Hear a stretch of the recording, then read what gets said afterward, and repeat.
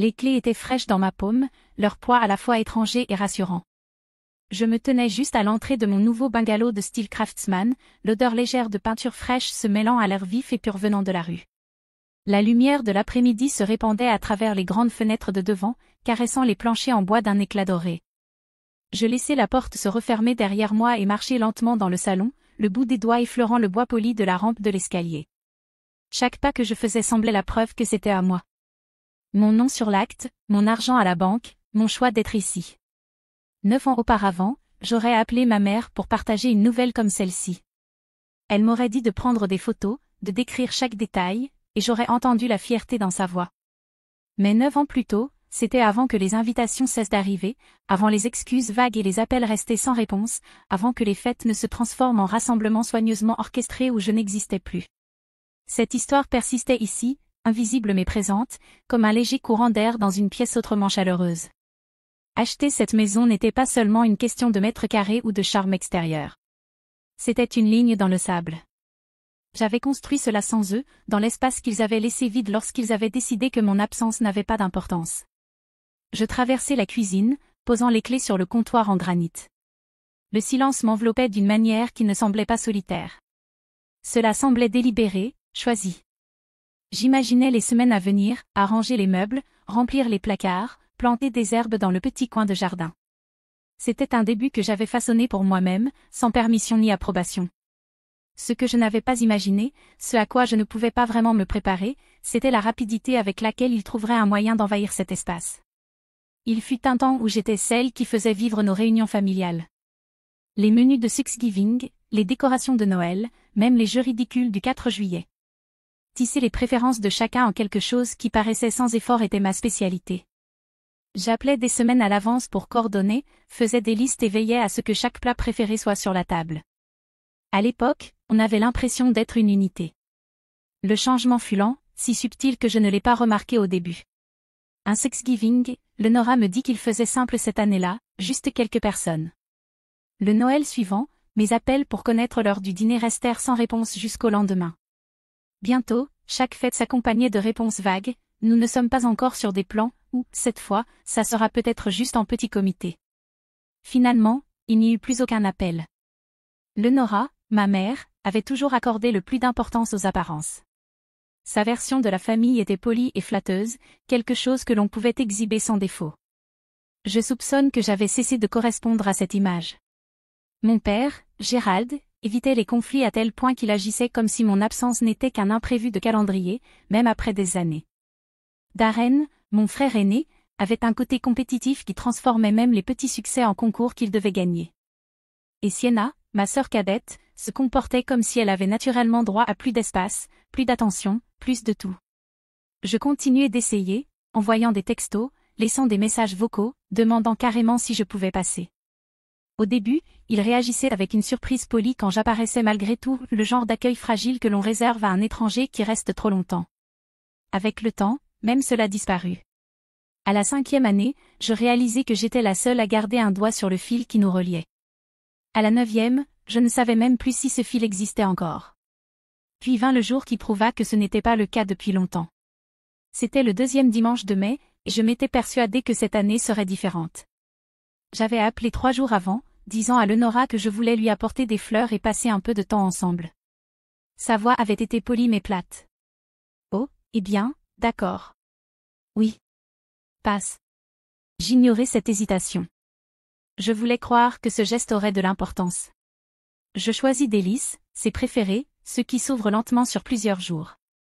Ils coûtaient plus que ce que j'aurais dû dépenser, mais je me disais que cela en valait la peine. Je portais la robe vert pâle qu'elle m'avait un jour dit qui faisait briller mes yeux, comme si cela pouvait orienter la journée vers quelque chose de positif. Le trajet de 45 minutes jusqu'à leur maison fut rempli de petits essais d'espoir, répétant ce que je dirais quand elle ouvrirait la porte. Mais quand j'arrivai dans l'allée, les rideaux étaient tirés et le porche vide. Je sonnai, attendis, sonnai à nouveau. Les lys tremblaient dans ma main tandis que la brise printanière apportait l'odeur de l'herbe fraîchement coupée. J'appelai son téléphone. Messagerie vocale. Celui de Gérald. Messagerie vocale. Darren, Sienna, rien. Je restai là 15 minutes avant que la vérité ne commence à s'installer dans ma poitrine comme du ciment humide. Le retour me sembla plus long. Je posai les lys dans un vase sur ma table de cuisine, leur beauté presque moqueuse dans le silence. Je me disais qu'il devait s'être passé quelque chose d'urgent, une urgence, un changement de programme soudain. Cette nuit-là, je parcourus mon téléphone, cherchant la preuve de tout sauf du rejet. Il ne fallut pas longtemps pour la trouver.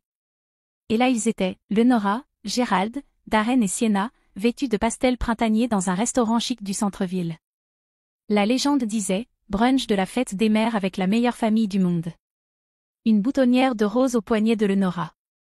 Pas de lys. Je fixai l'écran jusqu'à ce que mes yeux se brouillent. Sous l'avalanche d'émojis cœurs et de compliments, je vis le commentaire de tante Solène, pas tout le monde à table, je vois. Assez vague pour passer pour anodin, mais assez précis pour que je sache qu'elle avait compris. Je ne répondis pas. Je verrouillai simplement mon téléphone, éteignis la lumière et restai assise dans l'obscurité, écoutant le bourdonnement du réfrigérateur, me demandant à quel moment exact ma place à table avait été définitivement supprimée. Ce n'était pas la dernière fois qu'il m'excluait, mais c'était le jour où j'ai cessé de faire semblant de ne pas le remarquer. Quand décembre revint, je m'étais entraînée à ne rien attendre. Aucun appel, aucun message, aucune invitation vague qui ne se concrétiserait jamais. Mais les habitudes ont la vie dure. Et ce soir-là, après une longue journée de travail, je me mis à faire défiler les réseaux sociaux avant de me coucher. La publication de Sienna m'arrêta net. Un tableau de Noël parfait, Lenora et Gérald près de la cheminée, les enfants de Darren en pyjama à carreaux assortis, Sienna au premier plan, tenant délicatement un bracelet en or vers l'objectif. La légende disait, meilleur Noël de tous les temps avec la famille. Tellement reconnaissante pour ces gens. Je fixai ces mots jusqu'à ce que l'écran s'assombrisse dans ma main. 9 ans. 9 ans sans une seule invitation pour les fêtes. Et pourtant, je gardais cet infime espoir que, peut-être, cette fois serait différente. Je n'étais pas en colère. La colère s'était consumée il y a des années. Ce qui avait pris sa place était quelque chose de plus calme, plus lourd, la clarté. Je fermai l'application et ouvris mes contacts. Mon pouce hésita un instant avant d'appuyer sur le nom d'Alison Greer. Nous n'avions pas parlé depuis des mois, mais je pouvais entendre son sourire avant même qu'elle ne dise bonjour. Alison, tu te souviens comme tu me disais toujours d'appeler quand je serais prête à acheter une maison? Un instant de surprise, puis de chaleur. Tu es prête? Je suis plus que prête. Nous parlâmes chiffres, quartier, délais. Toutes ces années de voyages manqués, de cadeaux non partagés, des expenses collectives jamais demandées s'étaient accumulées sans que je m'en rende compte. Elles avaient financé ma liberté. Quand nous raccrochâmes, je me laissai tomber sur mon canapé, le silence autour de moi soudain différent. Pas le vide d'être exclu, mais la quiétude de me tenir au début de quelque chose que je contrôlais entièrement. Le lendemain matin, je me réveillai avec une liste en tête et une stabilité dans ma poitrine que je n'avais pas ressentie depuis des années. J'en avais fini d'attendre une invitation. Il était temps d'ouvrir ma propre porte. Chercher une maison s'avéra moins intimidant que je ne l'avais imaginé. Alison bougeait vite, planifiant des visites dans des quartiers correspondant à mon budget et à mon besoin de calme. Sans vacances, sans cadeaux collectifs, sans contributions familiales incessantes au fil des ans, mes économies étaient meilleures que je ne l'avais réalisé. L'ironie ne m'échappait pas, chaque fête à laquelle j'avais été exclue avait discrètement constitué mon fonds d'évasion. Nous visitâmes quelques candidats, des lieux charmants mais sans âme, ou de bonnes fondations cachées sous des décennies de négligence.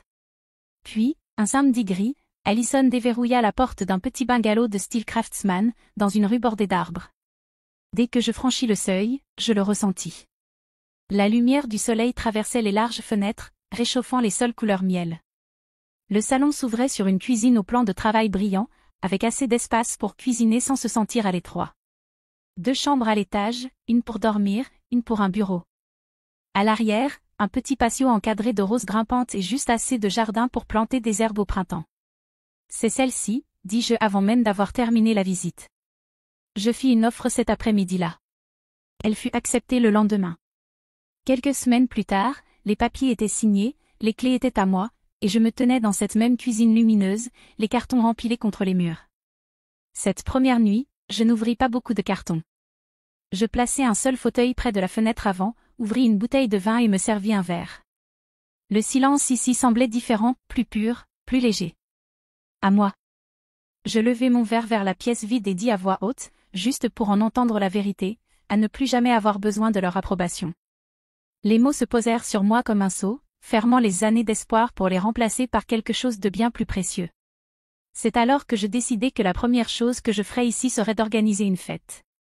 Une fois les cartons déballés et les meubles installés, je commençai à faire une liste, non pas de corvées ou de réparations, mais de noms. Des personnes qui avaient été là pour moi de grande ou petite manière. Des amis de l'université qui appelaient encore juste pour prendre des nouvelles. Des collègues qui célébraient mes succès. Des voisins avec qui j'avais déjà échangé des salutations chaleureuses sur le trottoir. Tante Solène en tête, suivie des cousins qui ne m'avaient jamais fait sentir comme une pensée secondaire. C'était agréable de créer une liste d'invités sans obligation. Aucune règle implicite sur qui devait être inclus, juste les gens que je voulais vraiment voir. L'après-midi de la fête, la maison se remplit de voix et de musique. La porte d'entrée s'ouvrait et se fermait dans un rythme régulier alors que les amis arrivaient avec des bouteilles de vin, des plats à partager et des câlins qui semblaient faits maison. Dans la cuisine, quelqu'un riait si fort qu'il devait s'appuyer sur le comptoir pour se soutenir. Les lumières du patio brillaient dans le crépuscule, encadrant des groupes de personnes plongées dans la conversation. C'était tout ce que mes réunions familiales n'avaient jamais été, faciles, sincères, sans le sous-texte constant de comparaison ou de performance. Tante Solène me trouva en train de remplir un bol de chips et sourit. « Chérie, c'est une belle fête, dit-elle, les yeux balayant la pièce bondée. Puis, plus doucement, où est ta mère et les autres ? Je soutins son regard sans hésitation. Je ne les ai pas invités. Ses sourcils se levèrent légèrement. Oh, il s'est passé quelque chose ? Oui, répondis-je simplement. Depuis 9 ans, ils ne m'ont invité à aucune fête familiale ou anniversaire, alors j'ai décidé de ne pas les inviter non plus. L'expression de Solène changea, surprise d'abord, puis quelque chose de plus proche de la résolution. Je n'en avais aucune idée. Je savais qu'elle le dirait aux autres. Solène était le lien discret, celle qui relayait les nouvelles dans la famille. Cette fois, je n'avais pas peur de l'histoire qu'elle raconterait. Qu'ils l'entendent. Qu'ils prennent le temps de digérer. La fête dura tard dans la soirée, les rires résonnant dans chaque recoin de ma maison. Quand le dernier invité partit, je me tenais seule dans le silence, me sentant plus légère que depuis des années. 3 jours plus tard, la tempête frappa à ma porte. Le coup fut sec et insistant, plus proche d'une exigence que d'une demande. Quand je regardai par le hublot, ils étaient tous les 4 là, Leonora, Gérald, Darren et Sienna, regroupés comme une unité en progression. J'ouvris la porte juste assez pour parler. « Que voulez-vous » Leonora me bouscula sans répondre, Gérald juste derrière. Darren et Sienna suivaient, les yeux déjà en train d'inspecter les lieux. C'était comme si ma maison était une scène de crime qu'ils devaient enquêter. « Jolie cuisine, dit Darren, passant la main sur le plan de travail d'une manière qui ressemblait moins à un compliment qu'à un audit. Sienna errait dans le salon, prenant un petit vase en céramique, le retournant, le reposant avec un léger sourire en coin. « Ça a l'air confortable, dit-elle. » Le silence s'installa. Leonora se plaça au centre de la pièce, les mains jointes comme si elle présidait une audience. « Comment as-tu pu nous faire ça, Marie ? As-tu une idée de ce que tu as fait ? Solène n'arrête pas d'appeler, et maintenant tout le monde demande pourquoi on te traite différemment. Ils agissent comme si nous t'avions exclu. » Je m'adossai à l'encadrement de la porte du hall, gardant la voix calme. « Pourquoi ne m'avez-vous pas invité à une réunion de famille depuis 9 ans ? » Silence. Gérald bougea mal à l'aise, les yeux rivés au sol. Leonora ouvrit la bouche, puis la referma. « Tu ne sais même pas où je travaille, n'est-ce pas ? Demandai-je. Encore silence. Ils se regardèrent, mais personne ne répondit. Je suis dans un poste de direction depuis des années. Si cela vous importait, vous le sauriez, mais vous n'avez jamais demandé. Les lèvres de Leonora se pincèrent. Eh bien, tu ne nous l'as jamais dit. Je fis un pas vers la porte et l'ouvris grand. Il est temps que vous partiez. J'ai déjà fait plus pour vous que vous n'avez jamais fait pour moi. Au moins, je vous laisse partir avec dignité au lieu de vous laisser sur le porche avec des fleurs le jour de la fête des mères. Le visage de Leonora vira au rouge, et pour une fois, elle n'eut aucune réplique. Un par un, ils s'éloignèrent, leur indignation traînant derrière eux dans l'air froid. Le silence qui suivit fut de courte durée. Une semaine plus tard, Leonora revint seule. Une semaine après, il y eut un autre coup à la porte, mais cette fois plus doux. À travers le verre, je ne vis que Leonora. Elle se tenait seule sur le porche, les épaules rentrées, le vent tirant sur l'ourlet de son manteau. Quand j'ouvris la porte, sa voix était prudente. « Marie, s'il te plaît. On peut parler ? Je la fis entrer, gardant mes distances alors qu'elle pénétrait dans le salon. Je sais que nous n'avons pas été bonnes avec toi, commença-t-elle, sa voix teintée de quelque chose qui ressemblait presque à de l'humilité. Je veux arranger les choses. Mon anniversaire arrive la semaine prochaine, et je prévois un petit dîner, juste en famille. J'aimerais que tu sois là. Les mots eurent plus de poids que je ne l'avais prévu. Une partie de moi voulait rejeter l'idée immédiatement, mais une autre partie, celle que je pensais enterrer, voulait encore lui faire confiance. Contre mon meilleur jugement, j'acceptai. Dans les jours qui suivirent, je me mis à chercher le cadeau idéal. Je me décidai pour une écharpe en soie d'un til profond, tissée de fils argentés délicats, élégante mais discrète, le genre de choses qu'elle pourrait porter sans se sentir gênée. Elle coûta plus que prévu, mais je me dis que le geste en valait la peine. 3 jours avant le dîner, tante Solène appela. « Je viens de parler à ta mère, dit-elle, la voix joyeuse. Elle m'a donné la bonne nouvelle, tu viens à sa fête d'anniversaire. » « Fête ?» demandai-je, le poing se serrant sur le téléphone. « Oh oui. » Elle a invité tout le monde. Toutes les tantes, oncles, cousins. Elle dit qu'elle veut prouver à tout le monde que la famille est réunie. Je restai un moment en silence, la réalisation s'imposant peu à peu. Il ne s'agissait pas de réconciliation. Il s'agissait d'apparence. Ma présence n'était qu'un accessoire dans sa mise en scène de perfection. Cette nuit-là, je repliai l'écharpe dans sa boîte et la posai près de la porte, pas pour l'emporter, mais pour la rendre. Le soir de la fête de Lenora, je me fis à dîner et restai loin de mon téléphone. Le ciel passa du rose au bleu profond, et j'imaginais le bourdonnement des conversations remplissant quelques salles louées ou une salle à manger trop lumineuse. Vers 7 heures, mon téléphone s'illumina du nom de tante Solène. Je répondis. « Marie, où es-tu » demanda-t-elle. Tout le monde se demande. Puis, étouffée, mets-la sur haut-parleur. Un changement de fond m'indiqua que ma voix se trouvait maintenant dans la pièce avec eux tous. Je pris une respiration. Je veux que vous sachiez que lorsque ma mère m'a invitée ce soir, elle m'a dit que ce serait un petit dîner, juste la famille proche. Elle n'a pas mentionné que ce serait une fête. Elle n'a pas dit qu'elle vous avait tous invités. Un murmure parcourut la ligne. Pendant 9 ans, je n'ai été invitée à aucun Noël ni anniversaire. Pas une seule fois. Et maintenant elle veut faire semblant que nous sommes proches pour que vous pensiez tous que tout va bien. Ce n'est pas le cas. Je ne viendrai donc pas ce soir, et je ne ferai plus semblant. Je mis fin à l'appel avant que quelqu'un ne puisse répondre. Le lendemain, Solène passa. Autour d'un café, elle me raconta les conséquences. On aurait entendu une aiguille tomber. Puis les gens ont commencé à poser des questions. Pourquoi tu n'étais pas à Noël? Pourquoi tu as raté Thanksgiving? Ta mère disait que tu étais toujours occupée par le travail. Valérie a demandé où tu travaillais. Personne n'a pu répondre. Quand le gâteau est sorti, la plupart des chaises étaient vides. Je ne ressentis pas de triomphe. Ce que je ressentis, c'était de la stabilité, un poids levé que je ne réalisais pas encore que je portais.